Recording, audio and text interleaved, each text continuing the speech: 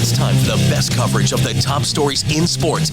The Sports Wrap with Jason Page starts now. Yes, it does on a Monday. Thank you, Chad Erickson. Great to have you all with us. It's a Black Monday around the NFL. We'll get to the latest news in terms of coaching firings, who's being retained, coordinators being let go, cheetahs on the loose potentially. A lot to talk to as we go through the next 60 minutes. College football talk. Bill Bender is here because it's a Monday during the college football season, so we'll get his thoughts on the Final Four of the college football postseason and those that are vying for the national championship. Jimmy Butler news. Boy, there's been a lot of developments in that story. It feels like the last 2.5 days was a week in the sports world. It was kind of nuts, Sam Yarnell.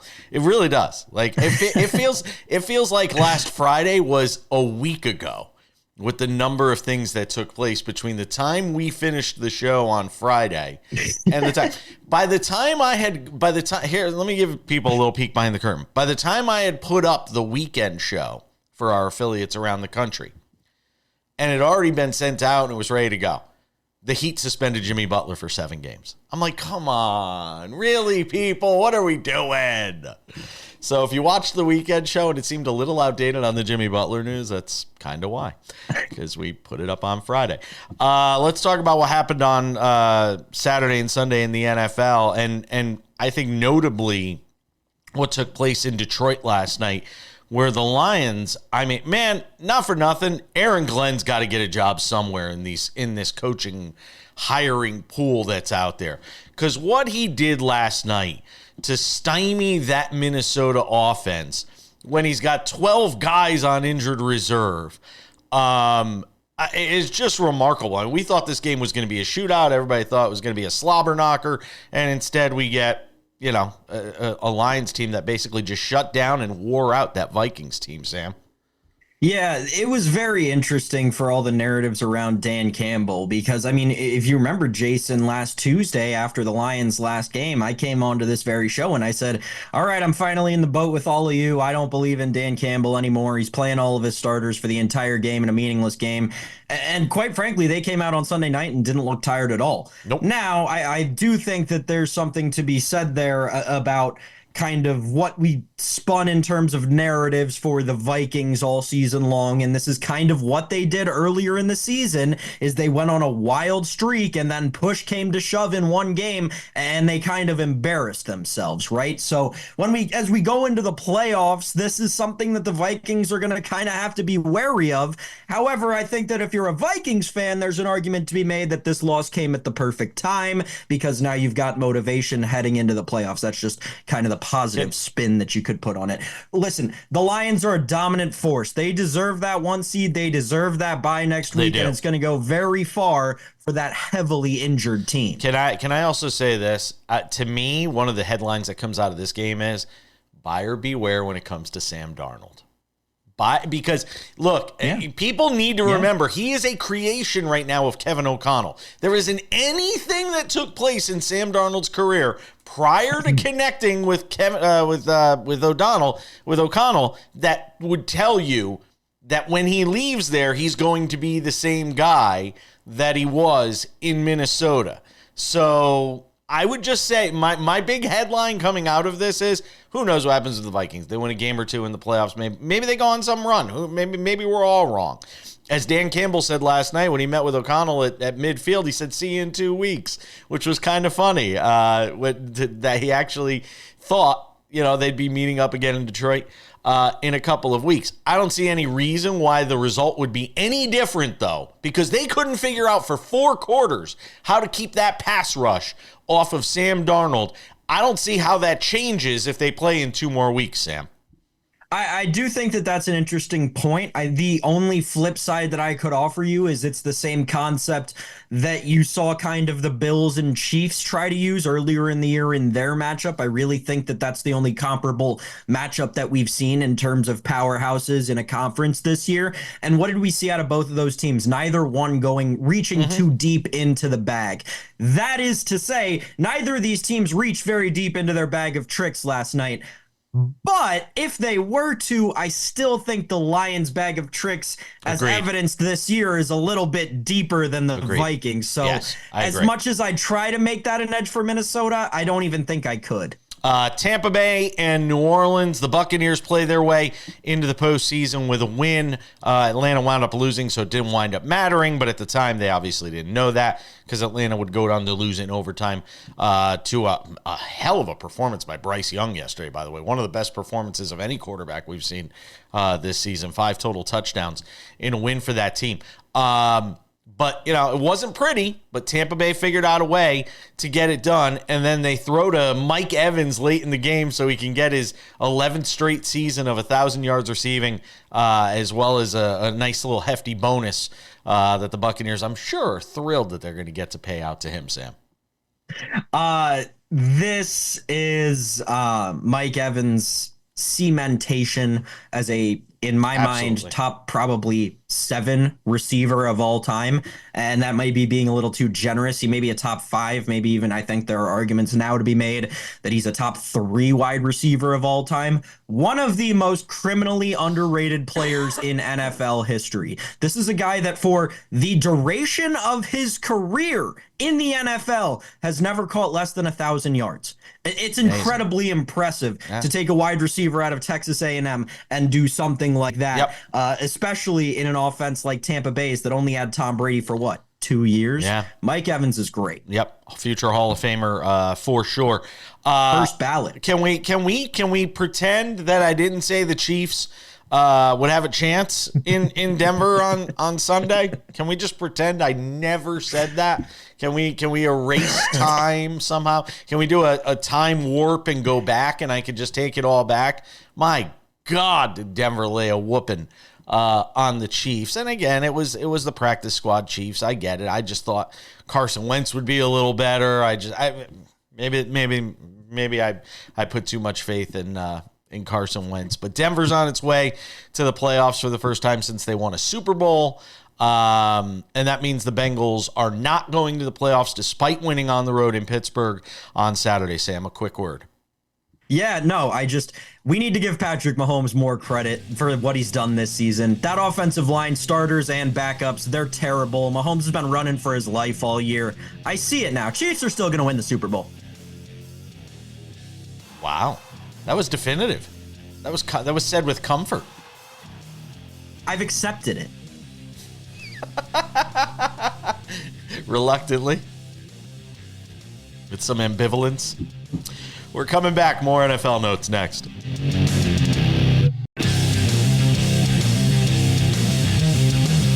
Welcome back to this Monday edition of the show. In 10 minutes, our friend Bill Bender. Sporting news. College football. We'll talk with him about the Final Four of the college football season. Football's Final Four, I guess you could say. Sam Yarnell, why are you laughing at me? What did I do? I don't know. I thought you were about to say football's college basketball for a second. I wouldn't be surprised. I'm still on drugs from all this. I'm still sick. 3 weeks. I've been sick for 3 weeks. But it does feel like that, doesn't it? Like, doesn't this Final Four feel like a college basketball? It does. We'll talk more about it. Yeah, it absolutely does.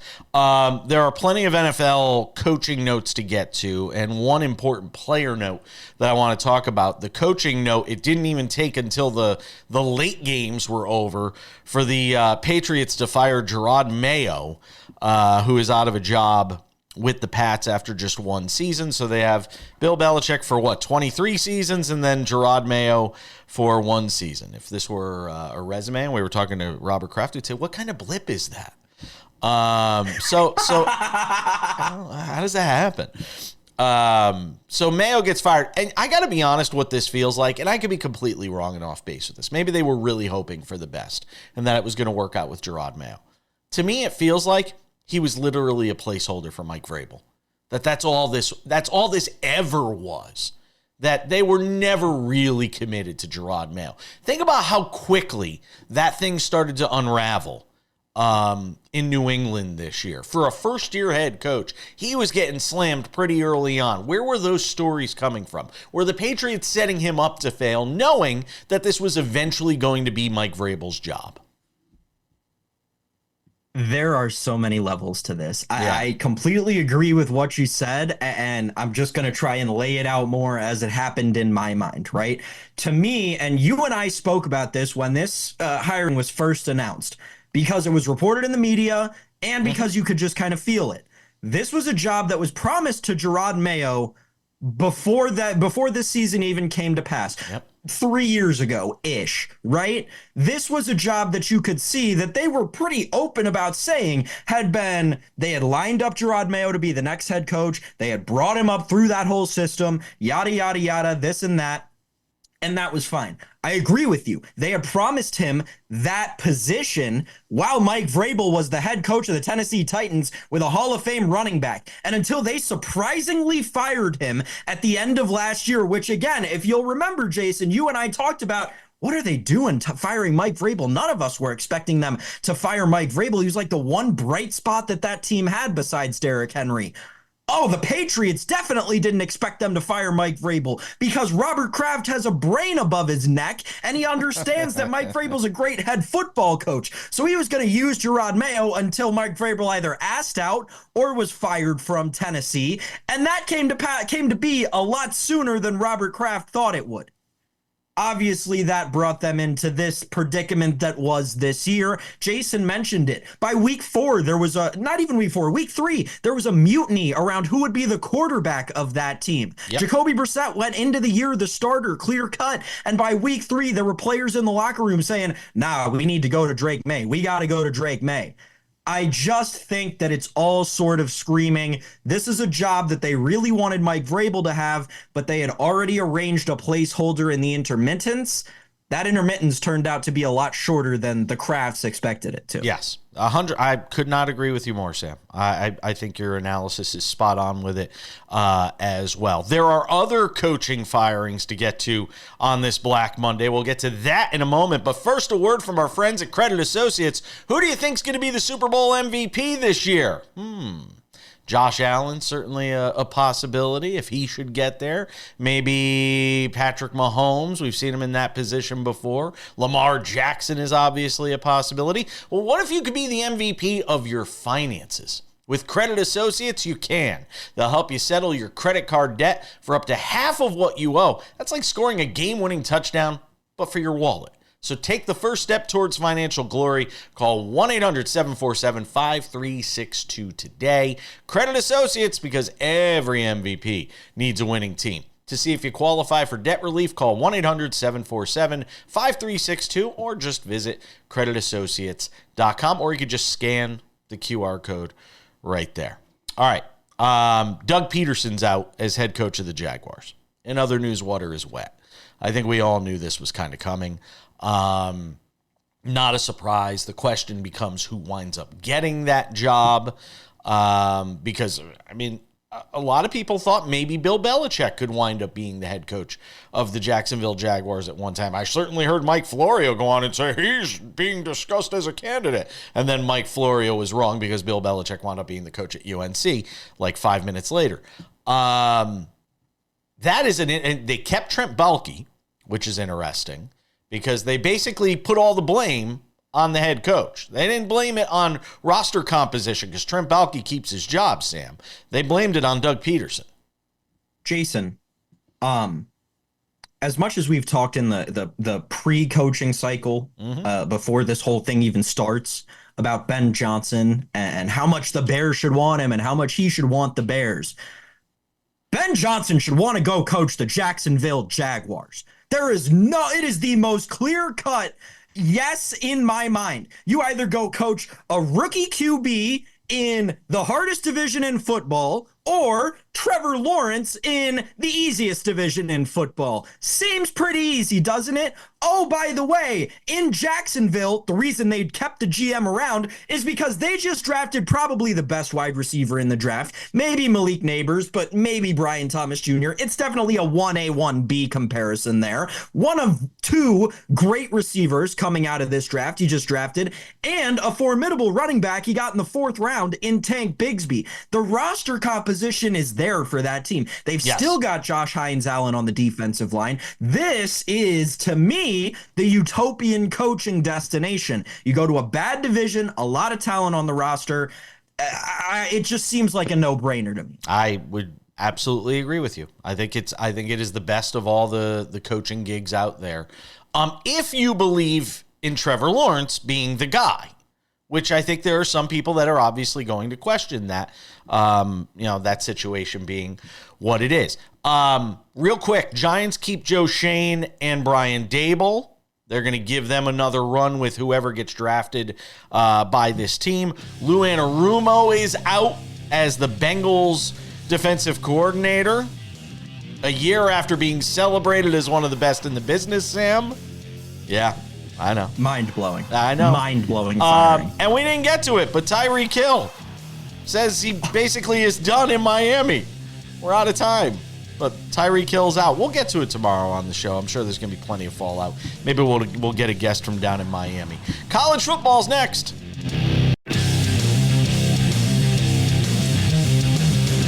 Welcome back to this Monday extravaganza we call Sports Wrap. A lot of football to get into. A lot to recap. Spend a couple of minutes on college football. This guy talks all things football. The great Bill Bender. Sporting News. Does a great job on college football. We were just talking off air. He said he got some snow up there in Ohio. Kids got a snow day, which Dad always loves. Bunch of kids running around the house screaming all day. It's great. It's a good, conducive environment to get work done, right, Bill? I don't know if Dad loves it. I know Mom loves it less upstairs. My wife is not a huge fan of snow days. She went to bed last night, and I said, Kimberly, they're going to cancel school. Like, you don't, like, they're going to. I just know. And no, but we're getting through it. And the perfect segue to up here in the Rust Belt, when you have a playoff that still has Ohio State, Penn State, and Notre Dame in it. It's pretty amazing. What a strikes back moment for this part of the country 1 year after Michigan wins a national title. Those are probably the four programs I talk about most and write about most. So it's pretty cool that three of them are in the playoffs still. It certainly is. Let's talk about the college football playoffs and the Final Four. Thursday, it'll be the Orange Bowl with number 6 Penn State and number 7 Notre Dame. As far as the rankings in this thing were concerned, as far as the seedings in this thing were concerned. I got to be honest, I talked about this with Sam on the show last week. And to me, it felt a bit like Notre Dame had sort of the fraudulent, in retrospect. And I know some people might say, Texas as well with maybe some of the teams they played. But to me, or Penn State with some of the teams they played, to me, it felt like Notre Dame had the easiest path here with Indiana and a banged up Georgia. Yeah, in some ways that's true. And, they're going to need to have a little bit more of a passing attack in this next game against Penn State. It's not often. If you'd have told me Notre Dame's going to have next to nothing in the passing attack outside of a couple passes to Jordan Faison, and they're going to beat Georgia by 13, I'd have laughed at you in August. But you know what? They feast off turnovers. They play Tressel ball. I wrote about that. Marcus Freeman played for Jim Tressel. And this reminds me of Jim Tressel, the defense, the special teams, the offense that basically doesn't screw it up. And you look at the box score afterward and you're like, how in the world did that happen? And that's exactly what happened in the Sugar Bowl. But to your point, Jason, I thought Gunnar Stockton played reasonably well, other than his presence in the pocket. That takes experience. He took a couple sacks that come with experience, basically. Yeah, I agree with that. Sam, go ahead. Bill, just looking ahead to this game, as much as you and I have talked throughout the duration of this college football playoff about kind of the rushing prowess of this Penn State football team and the way that we saw Notre Dame play in that last game, like you were just alluding to, this game feels to me like it's going to be grind it out, nose to nose, run it down your throat football. Now, I will ask you, is Penn State capable of winning against that Notre Dame defense if they're just giving it to Allen and Singleton, I don't know, arbitrarily 25 times in this game and saying, guys, we need you right here. Go rush for a combined 100 yards. Well, I mean, through the first two games, Penn State's carrying it about 40 times a game. They're averaging 5 yards a carry. I think they would be content to hammer the running game as much as they can. Hope Singleton or Allen breaks a couple. And then they have the one thing that Notre Dame doesn't have, and that's Tyler Warren. So he's the X factor in the passing game. And they're in a little bit of don't screw it up mode because Drew Aller has played well the last 6 games, around 212 passing yards a game, 12 touchdowns, 3 interceptions. But can he go out and win against an elite defense like this? And that will be the proving ground moment for Penn State. So, it really does, Sam, come down to these running backs on both sides. Which one maybe bust a couple runs? And for Notre Dame, is Jeremiah Love healthy? That's been the big question this playoff. He's the most explosive player they have on offense. Is he healthy? What would it mean, when you talk about both of these programs, and Sam brought this up last week, and I thought it was a salient point that I hadn't even thought of. With James Franklin and Marcus Freeman, you're going to have the first black coach in a college football playoff championship game for the first time. When you sort of think about where these two programs are right now, the history of Notre Dame, how long it's been since they've won a national championship, which program in your eyes needs it more? Probably Notre Dame. I mean, you go back to the droughts, 1986 for Penn State, 1988 for Notre Dame. Notre Dame had a black coach before in Ty Willingham, and I don't think they gave him enough time. So, Marcus Freeman's comments after were kind of distorted a little bit because he did mention the significance of being a black coach. And then he said, he used the line, I believe, something, you got to be judged on your merit. But those two have done a lot for that. And I think it would mean a lot for black coaches everywhere, NFL, college, if one of these guys was able to represent, well, they will, not if, when they represent their school in the national championship game and if they're able to win it. I love everything Marcus Freeman's done at Notre Dame. And James Franklin has probably taken more criticism because he's been there longer and had the big game woes against Michigan and Ohio State. But if you look at the totality of what he has done at Penn State and where they were when he got there, it's been phenomenal. Foreshadowing something else I want to ask you real quick. Is Marcus Freeman an NFL guy someday? Maybe. I like his mentality. I like his sideline demeanor. I mentioned the comparison to Tressel. I just think he seems like a good family guy, too. I talked to him in the spring about Jordan Faison, and he was driving to one of his son's games.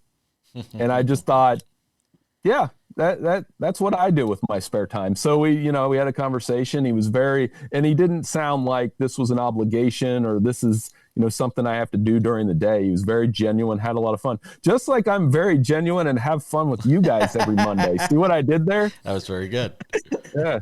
Bill, I want to ask you, we got just about a minute left in this segment, and we'll get to the Cotton Bowl on the other side. But bowl season outside of the college football playoff wrapped up, I believe, over the weekend. And it obviously didn't get the attention that the college football playoff does. But if you had to pick one of the bowl games from this year, which was your favorite?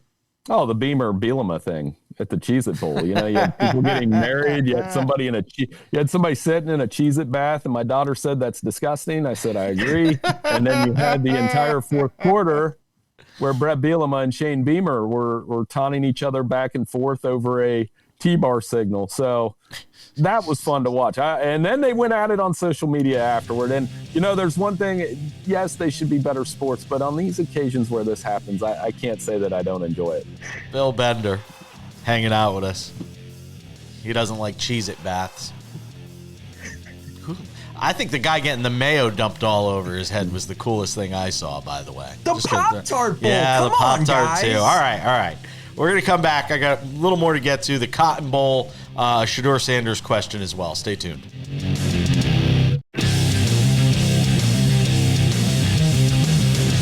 Coming up in 10 minutes, Jimmy's been suspended. I'll explain coming up.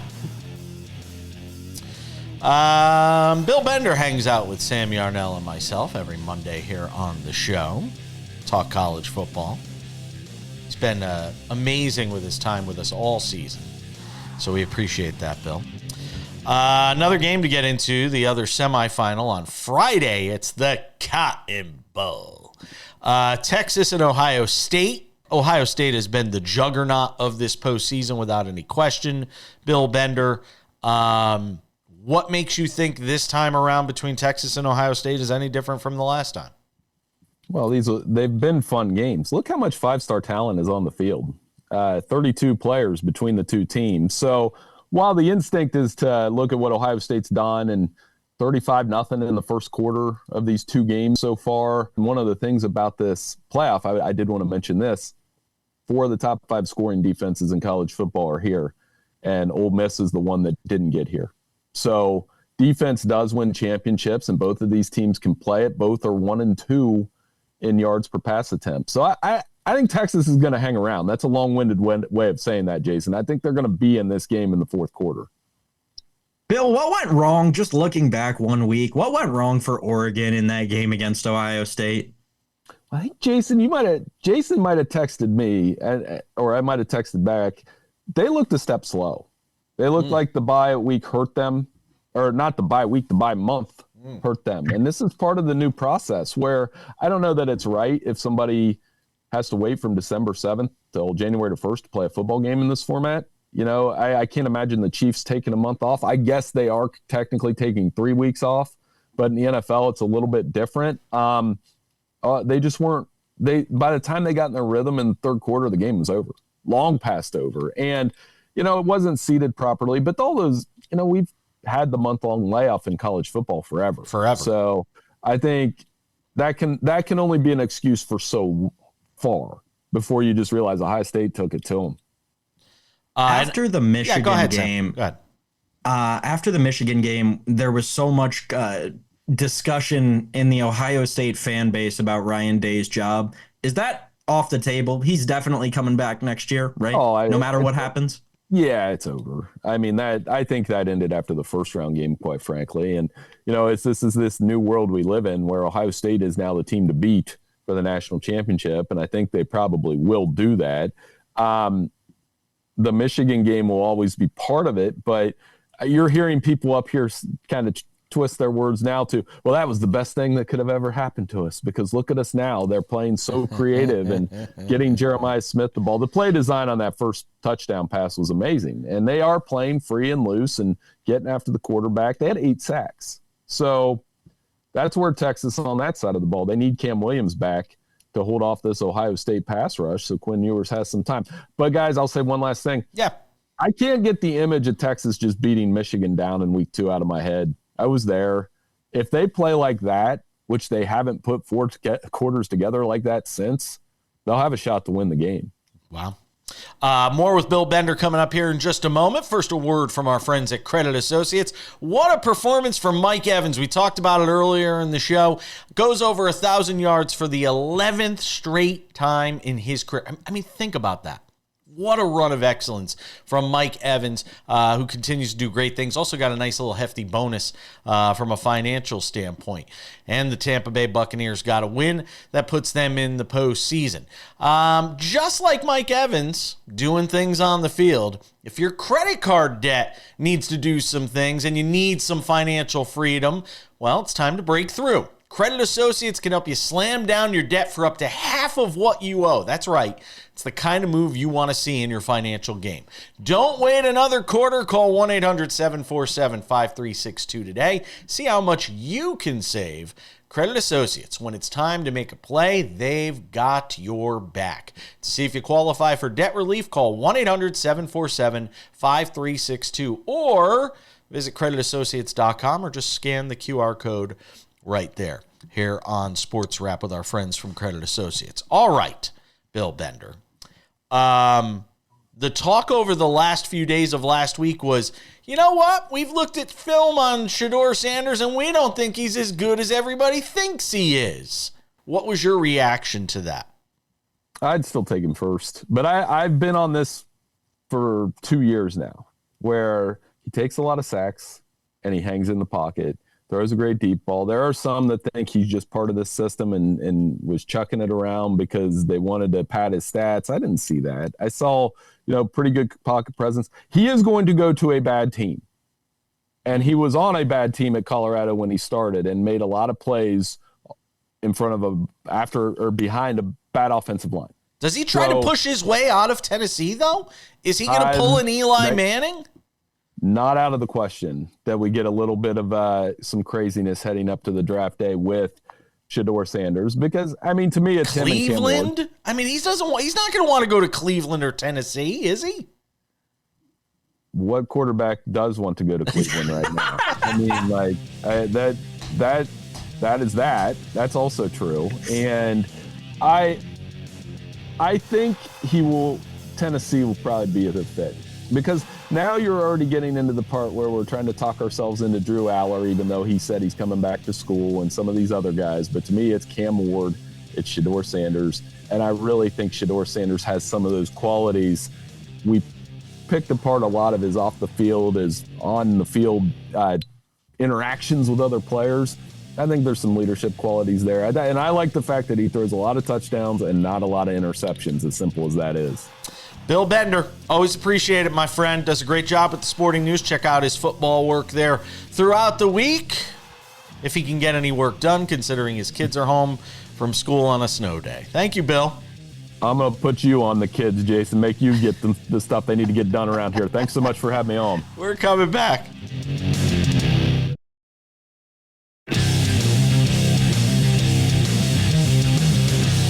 Let's take it to segment 5 on this Monday edition of Sports Wrap. And that can only mean one thing. Something to consider, Sam Yarnell. As I said, the last 2.5 days in the sports universe felt like a week. The Jimmy Butler saga is the greatest embodiment of that. Jimmy's been suspended. Jimmy Butler suspended for 7 games by the Miami Heat, conduct detrimental to the team. Apparently, they're saying, hey, there were a number of things that took place over the last several weeks that led them to this point. It's kind of interesting. None of that had been mentioned, though. There is a lot of animosity, acrimony, between these two sides when it comes to Jimmy Butler, when it comes to Pat Riley. Jimmy Butler made it clear last week he wants out of Miami. He's lost his love and joy of the game. There's a whole separate conversation that we kind of had last week on the show about that. Now you've got the Players Association coming in and filing a grievance saying there's no way he should be suspended for 7. He's losing like $430,000 a game for each game he's suspended out of these 7 games. And it could take a while for them to get that back. But I have a suspicion that at some point he's going to get that money back, because if they had a gripe or an issue with him, Sam, if Pat Riley had a problem with the way Jimmy Butler was conducting himself, wouldn't you have done something just before this? Or did it just all build up and then they decided to levy this fine or suspension on him because he said he wants to leave the team and he wants to be traded? Either way, it's an ugly situation right now in Miami with them and Jimmy Butler. Yeah, so admittedly, I'm trying to find it right now as we're doing this segment, and I can't. There is, and I read it somewhere, and I can't remember it. There's an incentive for the Heat. The reason this is a 7-game suspension is because I believe by the time he comes back, January 17th, something like that, it crosses some date by which he would have to play in order to facilitate a trade, something like that. It's all very convoluted, and it all ends up reflecting, quite frankly, very poorly on the Heat organization that they do something like this. Listen, as much as we talk about how the NBA is different than all these other leagues, especially with the copious amounts of money that are involved in each and every one of their contracts, all the way down to the minimum. I just think that the grievance in this case is a huge winner for the NBPA. It just feels to me like this is kind of open and shut. This is exactly what the entire grievance kind of item is for. The entire motion of it is for something exactly like this. Listen, if the Heat get exposed for doing this, which it looks like they already have been, for something that only does damage to Jimmy Butler's career and benefits their organization, Pat Riley's going to have a lot of problems. Yeah. Who's going to want to come and play there? Players talk. This isn't 50 guys on a roster. NBA rosters are 12, 13. I mean, you're not talking about huge rosters. Everybody in the league knows each other. This is a small, close-knit fraternity, the NBA community. I think this is only a bad thing. And the lure and the charm and the mystique of Pat Riley to a 20-year-old player just coming into the league or a 24-year-old player coming into the league, it doesn't matter. It's yesterday's news for a lot of those guys. A lot of those guys were certainly not around in the Laker days. They certainly weren't around in the Knick days in a lot of cases. So I don't understand how Pat Riley, other than ego, Sam, and that to me is what a lot of this is about. This is ego. This all started last offseason or after the Heat were eliminated from the postseason, with Pat Riley saying, well, keep your mouth shut if you're not playing. Don't talk about what other teams are doing if you're not on the court because you're injured. And this all started back then. And now we're, fast forward to 2025. And look, do I think Jimmy Butler has some culpability here in how all this is going down with talking about, not having love for the game and not enjoying it anymore? Just say you want to go ring chase. Just say, hey, I want to go play for a winner. There's been a lot of veterans that have asked for their release so they could go play for a winner or tried to facilitate a move, but do it in a way that's going to help your cause, not hurt your cause, as it seems to have happened here with the Miami Heat, Sam. Ish Smith is a perfect example of what you're saying. A couple of years ago, wanted to ring chase, asked the Wizards for his unconditional release. They granted it to him. He signed with the Nuggets the year they went to win the championship. Yeah. Ish Smith, credit to you. Listen, you do the math on, to Jason's point about how close the NBA players are on the whole, right? And how word is going to spread about what actually happened with this. And quite frankly, it's going to spread from Jimmy Butler's camp, not from the Heat's camp, just because of how this whole thing works, right? We know that. There are generously 510 NBA players, right? 17 contracts times the 30 teams, 510 NBA players. Mm-hmm. That is what? 10 less than 10 NFL rosters? You think if you took 10 NFL rosters, those guys are about as close as you can imagine, right? Now, compared to baseball, right? It's about half the size of Major League Baseball rosters. Think about how close baseball players are between offseason workouts and actually playing each other so darn many times throughout a season. I'm not even going to mention hockey because that's even more comparable, and hockey players live with each other in the offseason. This is not going to end well for the Miami Heat, Jason. It may not end well for anybody involved because they might trade him to Siberia. They might trade him to NBA Siberia. It could happen. By the way, real quick, can I interest you in a Victor Wembanyama for MVP long shot bet? Can I do it? I don't know. Shay's got it locked up to me. Have you seen the number? You can get Victor Wembanyama at plus 10,000. He's putting up monster numbers. Odds and ends are next.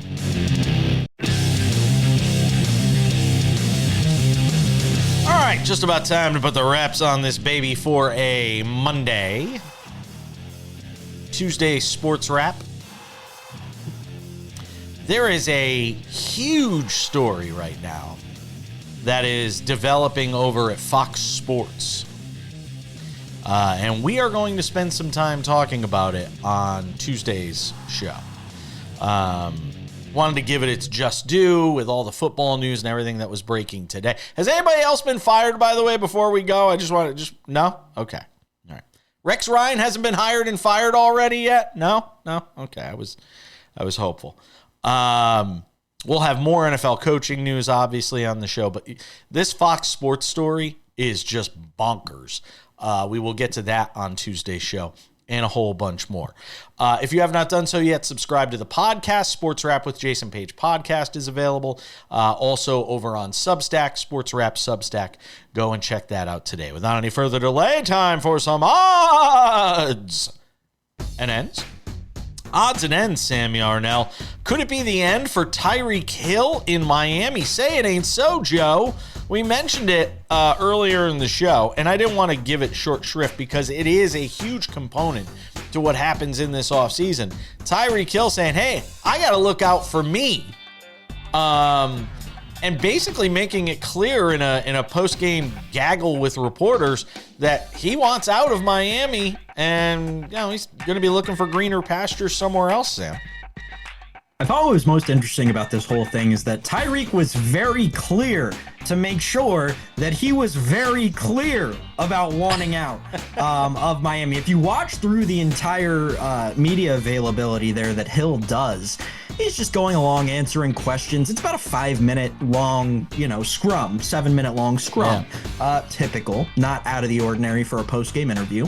Then with about 45 seconds to go, in the media availability, a PR representative for, I imagine, the Dolphins says, all right, this will be the last question. And you can see in Tyreek Hill's face that he registers that whatever's about to come to him will be the last chance he has to say something after this game. So obviously, the question has nothing to do really with broad outlook on Tyreek Hill in Miami. Yep. It was something specific to the game. And he goes on to state, I got to do what's best for me. And, I'm out. Sorry.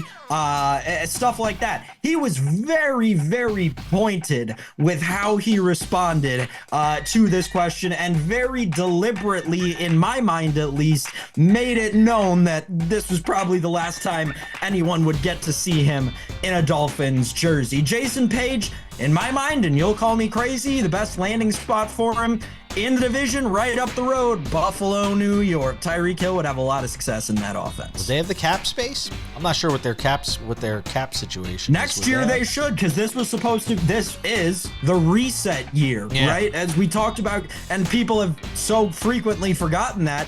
Cap-wise, the Bills are resetting this year, so they're paying off a bunch of dead cap, and the cap should be somewhat reset for them heading into next year. Right. Mike McDaniel, by the way, was asked about it in the postgame. He tried to be diplomatic about it, but he made one thing clear. That fourth quarter of that game, Tyreek Hill asked out. That Tyreek Hill didn't want to be on the field. In the fourth quarter of that game, he basically quit on his team, is what was intimated. So again, take from that what you will. That's sort of the spin coming out of Mike McDaniel and Miami and the Dolphins, and it is a huge loss for that team when you think about what they are offensively and what he means to the success of Tua Tagovailoa. That is a huge loss for this team. I don't know how you replace that in any way, shape, or form. Golf, odds and ends. The end of, I don't know. I mean, here's what frustrates me about Hideki Matsuyama going like 35 under at the Century in Kapalua over the weekend. Every year I hear after the Travelers Championship in Connecticut, they should get rid of the Travelers. The course is too easy. These guys tear it up. He basically played a pitch and putt, Hideki Matsuyama here, over the last 4 days en route to a record score 35 under par. I mean, you cannot set up courses this easy for the greatest players in the world, Sam, and not expect something like this to happen. You're right. The Century is always an interesting event, right? Because it's always played at the Kapalua Plantation course, which is notoriously a course that plays incredibly well to guys who hit the ball really far, as Hideki Matsuyama is known to do. I think that in the grand scheme of golf, right, this is not a bad thing, right? Like, we need a tournament like this every year at the beginning of the season, and we have it again in the middle of major season because these guys need a reset. And in a mental game like golf, shooting 17 under, even if you finish over the course of 4 days, even if you finish in 15th, 17th place, it helps a lot with the mental game and the mental aspect of golf. So I think it's good for golf in the grand scheme of things, right? And in the not so grand scheme, we get to talk about a guy shooting 35 under over the course of 4 days at one tournament. I'm not going to go as far as to say they should get rid of it or rethink it. I think that we just need to have a newfound appreciation for what it's doing for all these golfers. By the way, Matsuyama didn't play much leading into this event or practice much leading into this event. And I'm just reading from the story here. He wasn't feeling well, and most recently they said he had sores in his mouth. You might want to go to a doctor and get that checked out. I'm just saying, man. It's going to do it for us. Thanks to Bill Bender. Sam, I hope you have no sores in your mouth. We'll see you tomorrow. I'll have to check.